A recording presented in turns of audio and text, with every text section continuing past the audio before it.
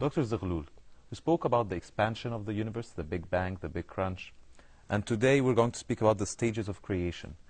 Does the expansion and do they come in the stages of creation? I begin by thanking Allah subhanahu wa ta'ala, our creator, the creator of this universe and everything that's in it, the one and the only one supreme power in that universe, seeking his blessings and mercy on Prophet Muhammad sallallahu alayhi wasallam, the seal of that long chain of prophets and messengers sent by God for the guidance of man, sent by Allah for the guidance of man. And I greet you all in our Islamic way and your viewers. Assalamu alaikum wa rahmatullahi wa barakatuh. May Allah's peace, blessings and mercy be with you all. As we mentioned earlier several times, the Holy Quran is the only form of divine guidance within the hands of man today that has been kept intact in exactly the same language of revelation, the Arabic language, preserved by the will of Allah, word to word and letter to letter. Being with this quality, every single notion in it has to be absolutely correct. Every word, every letter, every verse, every surah, every chapter has to be absolutely correct. We also mentioned that the Holy Quran is basically a book of guidance to man in areas that cannot be correctly addressed by man, such as the area of faith, the area of acts of worshipping, the area of the moral code, and the area of the code of transactions with others. And these four basic areas are beyond the capacity of man to tailor any correct answer for himself. So these are the basic foundations of the Holy Quran and of every revelation from Allah subhanahu wa ta'ala for the guidance of man. Yet we find that the Holy Quran is containing an immense quantity of cosmic verses, verses that refer to the creation of the universe, to the successive stages in the embryologic development of man, notions of many phenomena, wind, clouds, running water, many plants and their products, many animals and their products. And one would wonder why these verses are contained in the Holy Quran. And as we mentioned before, these verses come in the context of testifying to the might, knowledge, and will of the Creator, to testify for the capacity of the Creator to annihilate his creation and resurrect it, to witness for the unity of the Creator, because Allah subhanahu wa ta'ala has created everything from the elementary particles to man in pairs, so that he and only he can remain in his initial unity above all his creation. We also said that these verses are an address to the people of our time who have been highly fascinated by science and technology, and that's why we tell them, if you don't believe in the Holy Quran, look at these scientific verses that cannot be refuted and cannot be produced by any other than Allah 14 centuries ago in a community that was completely illiterate. One of these verses is this verse in Surah Al-A'raf, which reads, Inna Rabbakumullah, verily your guardian Lord is Allah subhanahu wa ta'ala, الذي خلق السماوات والأرض في ستة أيام, who has created both heavens and earth in 6 days. And here I'll stop before completing the verse, because these 6 days are not days like ours, because our days were only formulated after the earth was created and started to revolve around its own axis in front of the sun. So these are successive stages, 6 successive stages. And I can analyze these stages into the following. The initial singularity, or Yawm al-Ratq, when everything was contained in initial body. Then the Big Bang, the explosion of this and the change of that initial singularity into a cloud of smoke, and I call it Yawm al-Dukhan.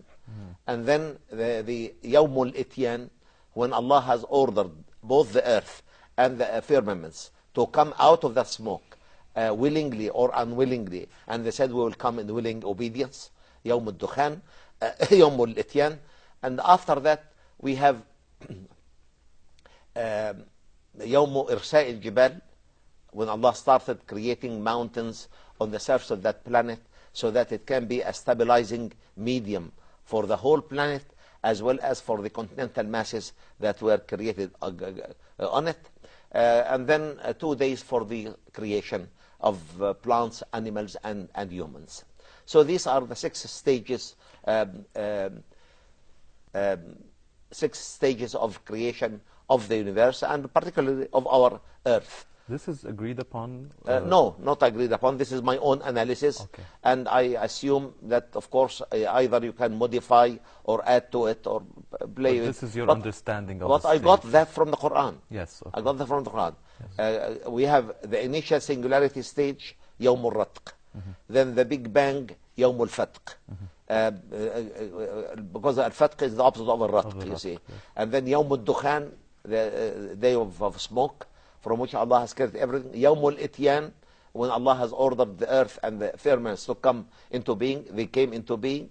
And يوم الجبال, the day when mountains were created on our planet, and probably something happened similar in other heavenly bodies. And يوم المباركة والخلق, the day of creation. So human beings come in the final stage. Oh, at the very end. At the very end. Yeah. The oldest record of life on Earth goes back to 3.8 billion years. Wow. And the oldest record of man on Earth does not exceed 100,000 years. Okay. So we came at the very end. Okay. So when Allah says, إن ربكم الله الذي خلق السماوات والأرض في 6 أيام, your guardian Lord is Allah subhanahu wa ta'ala, who has created the firmaments and the earth in 6 days, means in 6 successive stages. Okay. ثم استوى على العرش. Then he settled himself on the throne. The throne is unknown to us. You see, the settlement is a settlement that suits the glory of Allah subhanahu wa ta'ala. Because as we said earlier, Allah, who has created this vast, immense, orderly universe, he created both space and time, so neither space nor time can delimit his identity. He has created both matter and energy, so neither matter nor energy can shape that identity. So we don't know the identity of Allah subhanahu wa ta'ala. We know some of his qualities. And that's why Prophet Muhammad sallallahu alayhi wa sallam is quoted to have said, تفكروا في صفات الله ولا تفكروا في ذاته فتهلكوا. Ponder about the qualities of Allah, but never try to ponder on his identity, because this can lead you astray. But the Arabic word yawm or ayyam is translated in English, for example, to be days. Days, yes. Yes. Yes. But is there proof from the Arabic language that yawm or ayyam could be periods also? Oh yes, in the Arabic language, yes. It means a phase or a period. If you say Yawmullah, the day of Allah, you see, it's a phase, not necessarily a particular earthly day. So in Arabic, Yawm can be used to mean a phase or a stage or a period of time. Yeah. Because when someone reading the English Quran and he sees days, yes, then he might say in 6 days. And my question also, some might argue to say that, okay, if your Allah can create anything, be and it is, how come he took 6 days? Yes, Yes, this is a an very argument good question. always Very good there. question. People always a very good talk question. about this. See, definitely Allah subhanahu wa ta'ala is capable of ordering things to be, and it will be. No doubt about that. As Muslims, we believe in the supreme power of the Creator. And إنما أمره إذا أراد شيئا أن يقول له كن فيكون. In the Quran, says that his order to anything to be is be, and it will be. Yet the creation has taken stages. Why? So that Allah can give us, we humans, the chance to ponder about the creation and understand the laws of creation and understand the wisdom of creation. If things just happened between the order be and it will be, we could have never understood anything, you see. So the creation in successive stages, whether this is the creation of the universe, the creation of life, or the creation of man, is only a way to show man the wisdom of Allah in his creation, and to give man the tools to understand the laws Allah has placed in that universe, so that he can apply these laws for the betterment of life on the surface of that planet. and follow the system that he has put. Yes, Follow the system of Allah subhanahu wa ta'ala. Subhanahu wa ta'ala. So the verse goes on. The most striking point in the verse is still coming. We have not reached that yet. It says, إن ربكم الله الذي خلق السماوات والأرض في ستة أيام ثم استوى على العرش. Your guardian Lord is Allah, who has created heavens and earth in 6 days. And we said these are 6 stages, 6 successive stages of creation. في ستة أيام ثم استوى على العرش. He settled himself on the throne in a manner that suits his glory. We cannot identify it. We cannot describe it. We don't know where the throne is. But it has to be beyond that universe, above that universe. Even astronomers today say that this wonderful universe we are living in must have a point of reference that lays outside it. And we as Muslims say it's Allah, the creator. Yeah, He is above that universe. You see, above the throne, where is the throne? We don't know. It's unknown to us. We cannot describe it. But Allah has settled Himself on the throne in a manner that suits His glory, and in a manner that cannot be perceived by the human intellect. The most striking fact in this verse comes later. It says, يُغْشِي اللَّيْلَ النَّهَارَ يَطْلُبُهُ حَثِيثًا. Allah makes the night to follow the day as a veil, as a hiding cover, swiftly, quickly, very fastly. يُغْشِي اللَّيْلَ النَّهَارَ يَطْلُبُهُ حَثِيثًا. It's really amazing. The verses that speak about the following of the day and night are numerous in the Holy Quran. And the only instance where the Quran says that the night and the day were following each other swiftly is this verse. Why? Because this was at the moment of the creation. And scientists could not understand this. If the night follows the day or the day follows the night swiftly, this means that the rate of revolution of the earth around its own axis must be much faster than the present day rate. Yes. And actually this has been proved very recently by a very detailed scientific research, which I will explain to you in the After coming the few break, moments, inshallah. we'll continue Yes. after the break. Yes. Thank you, Dr. Yes. Zaghloul. Barakallah feek. Please be with us after the break. Thank you very much.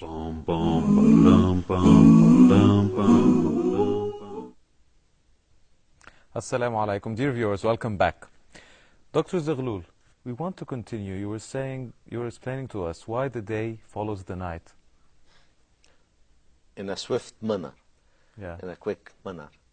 You see, as I said earlier, the verses that speak about the succession of day and night Yes. in the Holy Quran are many.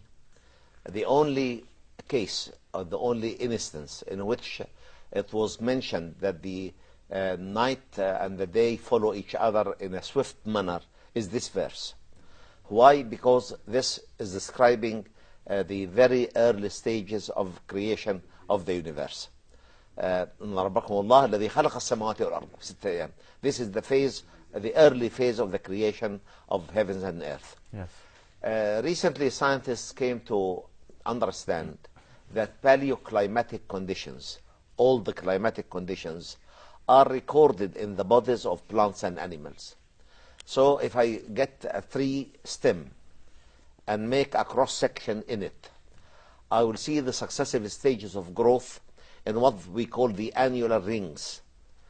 And in the early days, they thought that each ring would represent a year. And they could count the age of a plant, of a tree, by counting the annular rings Yes. in its stem. With greater magnifications, scientists came to realize that each ring contains hundreds of other lines. And they wondered, what are these lines? After a detailed analysis, they came to realize that these lines represent the 4 seasons of the year: autumn, summer, Spring. spring, summer, autumn, and winter. And they saw in these lines the 12 lunar months of the year. And they saw in these lunar months the weeks of each month, the days of each week, and the night and the day.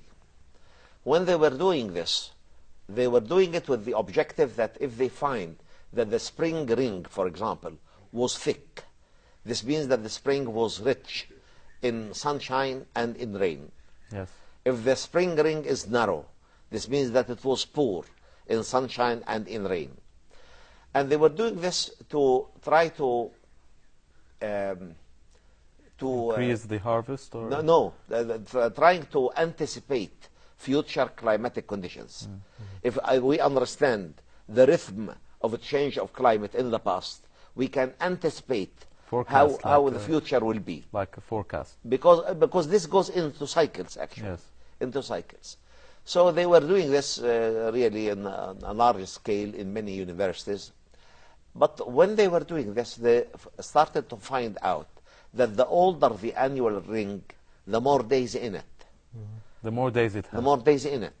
And they wondered, why? Why more days? And the answer was the speed of rotation of the Earth around its own axis was much quicker than today. This means that the rate of revolution of the Earth around its own axis is slowing with time. And they were advised to look for fossils, because fossils can go back to old. thousands of millions of years. Ago, yes. And when they found something like coral reefs, and the coral reefs grow like a tree, with rings around, you see, as the reef grows, it grows in rings as well. Under the sea. And they, for their surprise, they found that in the early days of the creation of the Earth, the speed of revolution of the Earth around its own axis was at least 6 times quicker than the present-day rate of revolution. And they came to realize that the number of days at the moment of the creation of the Earth exceeded 2,200 days per year. 2,200 days per year. And the length of the day and night together were less than 4 hours. And it came to this observation, developed a new branch of science called Dendrochronology. And dendron in Latin means tree, and chronos means time, delimiting the time by the trees, by studying trees stems. And dendrochronology has proved this fact, that the rate of revolution of the Earth around its own axis at the moment of the creation of the Earth was much quicker than the present-day rate. And this is slowing gradually with time. And scientists wanted to anticipate what will result for that slowing of the rate of revolution of the Earth around its own axis with time. What will happen in the future? They said the Earth slows in its rate of revolution a fraction of a second every 100 years. Okay. And they started looking what will happen in the future. They said the moment will come when the Earth has to change its direction of revolution. Today the Earth rotates from west to east. And that's why the sun seems rising from east and setting in the west. If this direction is reversed, the sun will rise from the west. And this is one of the signs of Akhirah, as prophesied by Prophet Muhammad sallallahu alaihi wasallam, when he is quoted to have said that أول العلامات ظهورا طلوع الشمس من مغربها أو الدابة تكلم الناس ضحى. The first sign of Akhirah is the rising of the sun from the west, or the dabba, a form of a cattle that will speak to people in a clear-cut language, in a plain language, you see, warning them of Akhirah.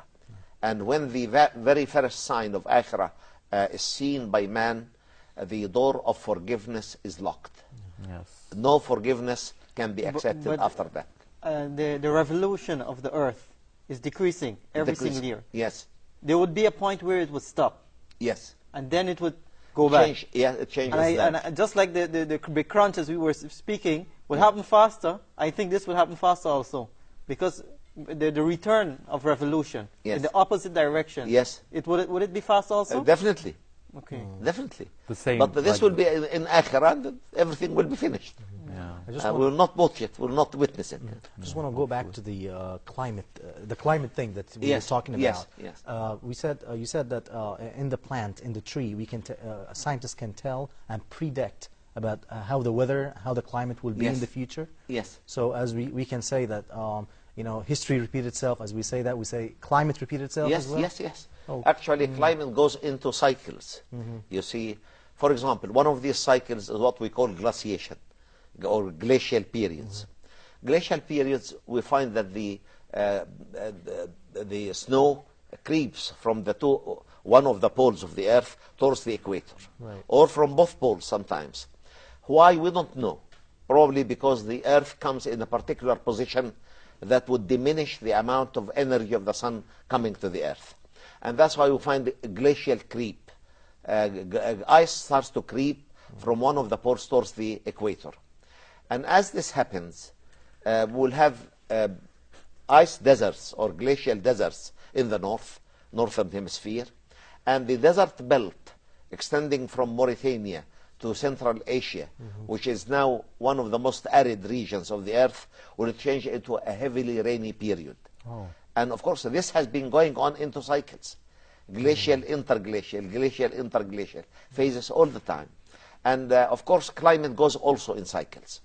To prove to man that our existence in that universe is not chaotic, it goes according to certain plans that can be predicted, that can be followed, that can be anticipated.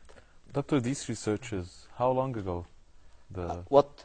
The research about the plant and Oh, this goes back to 25, 30 years only, this dendrochronology as a new branch of science. It does not go back to more than 25, 30 years. And they succeeded in predicting the weather? They are still predicting the weather through it, yes. Through this method?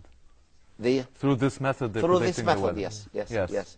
But the fascinating thing is that this newly established branch of knowledge can prove a fact revealed in the Holy Quran 14 centuries ago, that the rate of revolution of the Earth around its own axis was much quicker, much faster in the very early days of the creation, and it is decelerating throughout time at the rate of a fraction of a second every 100 years. Every 100 years. And this is a fact beautifully spelled out in this verse. إن ربكم الله الذي خلق السماوات والأرض في 6 أيام ثم استوى على العرش يغشي الليل النهار يطلبه حثيثا. But doctor, any effects of the penetration of the ozone layer, like to the nowadays weather? Any major effects? I mean, you see the what they call the ozone hole. Yes. This is as a result of pollution created by man. And this is just a minor interruption of the rhythm Allah has established for our universe. So any corruption by man can be harmful to him, but of course it will not change the whole pattern. Yes. It can be just a drawback in a particular phase, in a particular time. And this is due to the pollution by man. And that's why the Quran says ظهر الفساد في البر والبحر بما كسبت أيدي الناس. Corruption has appeared on land and in the sea due to what humans have done. ليذيقهم بعض الذي عملوا, so that Allah will punish them by their own bad deeds. Yes. So the ozone layer has been disrupted by the polluting gases, which they call chlorofluorocarbon gases, which are used in refrigeration, in sprays, in many other ways of life. It's a minor change. Minor changes. But yes. even this change serves the plant because it explains the it will verse be, you it will just be recorded. It will Yes. be recorded. Yeah. Because you see, this is again a very important point. If we know that minor climatic changes are recorded in the bodies of animals and plants, so our own deeds will be recorded in our bone system. And if I take a section in one of the vertebra of the vertebral column of a deceased person, I can see in it all his life history, all the moments of happiness and of sadness, all the moments of seriousness and of disruption, you see. So everything will be is recorded actually, for and accountability. will be exposed to you on the day of judgment, and everyone will be given his own book. اقرأ كتابك كفى بنفسك اليوم عليك حسيبا. You read your own book.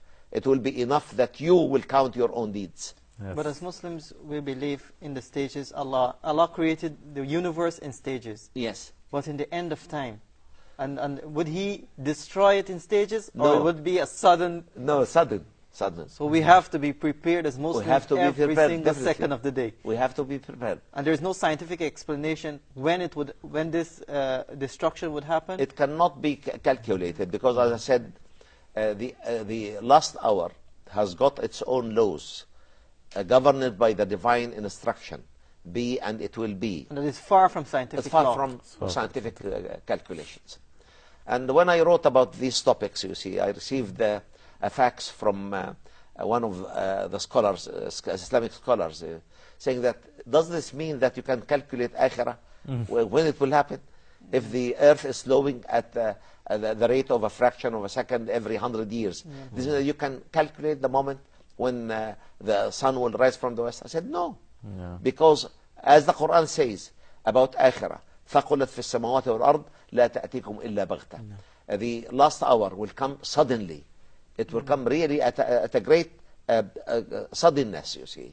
It will strike everything. It will break the laws of this worldly life. And it has its own laws, its own particulars that are completely different from the laws that are governing our current or present day universe. So we can't see any scientific signs. The only signs we were seeing what the Prophet ﷺ predicted. Sallallahu Alaihi Wasallam, no, as I said earlier, you see, out of the mercy of Allah subhanahu wa ta'ala, Allah has placed in that universe signs that testify for its ultimate destruction. Okay. And the fact that the sun is losing out of its own mass 4.6 million tons of matter in the form of energy, it testifies to any logical person that this sun is going to die out. It's going to fade, you see. It's going to finish. But when will it finish in Akhirah? By this rate of loss of matter and energy? No. It will finish by the divine decree end, and it will come to an end. We have come to the end of our episode of today. Thank you very much, Professor Zaghloul. Thank you, brothers. Thank you, viewers. Assalamu alaikum wa rahmatullahi wa barakatuh.